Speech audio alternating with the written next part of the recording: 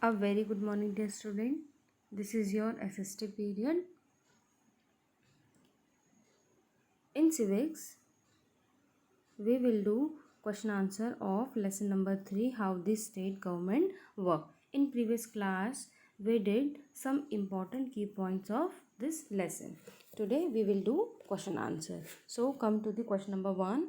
Use the term constituency and represent the to explain who an MLA is and how is the person elected. यानी कि आपको constituency और represent term को use करके explain करना है कि एक एमएलए कौन होता है और वो जो पर्सन है वो कैसे इलेक्ट होता है. So answer is the full form of MLA is member of the legislative assembly. यानी कि अगर एमएलए की हम फुल फॉर्म देखें वो क्या है, मेंबर हैं किसके, लेजिस्लेटिव असेंबली के, and elect by the people. और क्या है, पीपल के थ्रू क्या होता है, यानी कि पीपल उन्हें क्या करते हैं, इलेक्ट करते हैं by voting.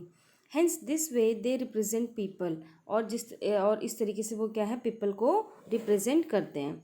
N MLA is elected in the following manner. और जो एमएलए हैं वो क्या है, फॉलोइंग मैनर के थ्रू क्या होता है, इलेक्ट होते हैं. फर्स्ट है उसमें, each state is divided into different areas और कॉन्स्टिट्यूंसी. यानी कि हर स्टेट क्या है, अलग अलग एरियाज़ और कॉन्स्टिट्यूंसीज में क्या है, डिवाइडेड होता है. Now second, people from each constituency vote for their representative. The person attaining maximum votes is then elected as an MLA. अब पीपल्स क्या है, हर कॉन्स्टिट्यूंसी से क्या करते हैं, अपने रिप्रेजेंटेटिव्स के लिए क्या करते हैं, वोट करते हैं. जो पर्सन क्या है, सबसे ज़्यादा मैक्सिमम वोट्स को क्या करता है, गेन करता है, अचीव करता है, वो क्या होता है, एज एन एमएलए क्या होता है, इलेक्ट होता है. Now come to the question number 2. How did some MLAs become ministers. अब कुछ एमएलए, क्वेश्चन ये है कि कुछ एमएलएज मिनिस्टर्स कैसे बनते हैं. So answer is, the party which is elected in the majority for the legislative assembly form the government. यानी कि जो पार्टी क्या है,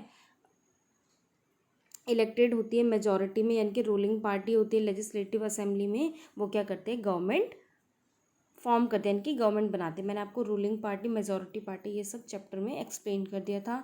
सम इंपॉर्टेंट की पॉइंट्स में भी आपको एक्सप्लेन कर दिया था कि मेजॉरिटी क्या होती है, रूलिंग पार्टी क्या होती है.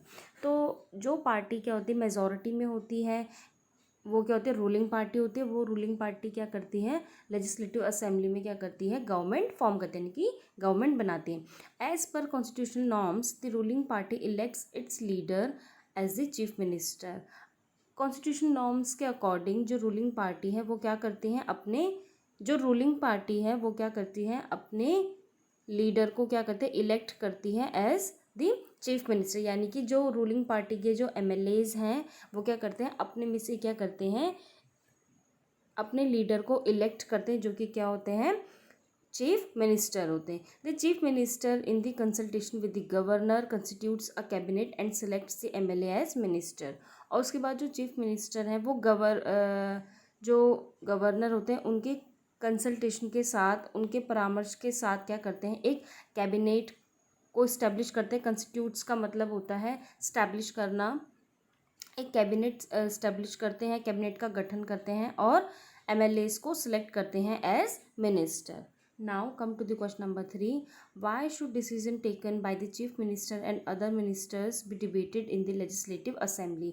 यानी कि लेजिस्लेटिव असेंबली में जो चीफ मिनिस्टर और अदर मिनिस्टर जो डिसीजन लेते हैं उनको डिबेट क्यों किया जाना चाहिए, क्यों वो ज़रूरी है. So answer is, every decision taken by the chief minister and other minister must be debated to ensure that the decision being taken is the best for common people. यानी कि जो भी डिसीज़न है, एवरी डिसीजन, हर decision जो भी chief minister या other ministers ले रहे हैं उनके ऊपर डिबेट होना ज़रूरी है, होना चाहिए.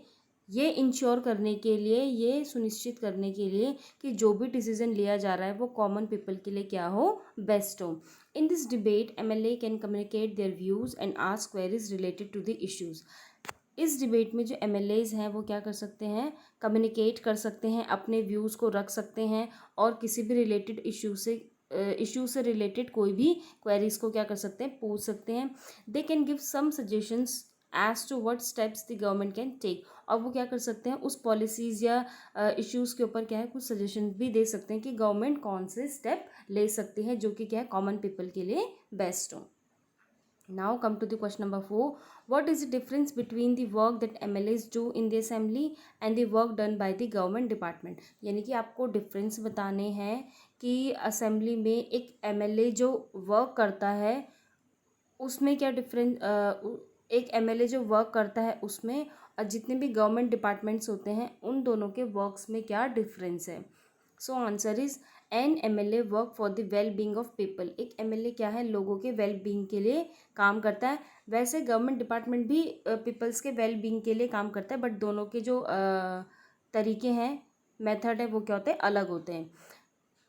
He raises relevant issues in the legislative assembly and demand solution to the problems. यानी कि जो MLA हैं वो क्या करते हैं किसी भी रेलिवेंट इशू से रिलेटेड क्या है लेजिस्लेटिव असेंबली में क्या कर सकते हैं उस प्रॉब्लम के सोल्यूशन के लिए डिमांड करते हैं बहुत सारे इश्यूज जिससे, यानी कि लोगों के कॉमन पीपल के सामने अगर कोई प्रॉब्लम है उस प्रॉब्लम को क्या है लेजिस्लेटिव असेंबली में क्या करते हैं उस प्रॉब्लम को रखते हैं सामने और उस प्रॉब्लम के सोल्यूशन की डिमांड करते हैं. जबकि while the government department implement decision taken in the legislative assembly, और जबकि जो गवर्नमेंट डिपार्टमेंट के जो वर्कर हैं लाइक जैसे तहसीलदार पटवारी वो क्या करते हैं जो भी डिसीजन लेजिस्लेटिव असेंबली में लिया गया है उसको इम्प्लीमेंट करते हैं. So student do this work in your fair civics notebook with neat and clean handwriting. If you have any queries related to question answers of this lesson, feel free to ask me. Thank you and have a good day.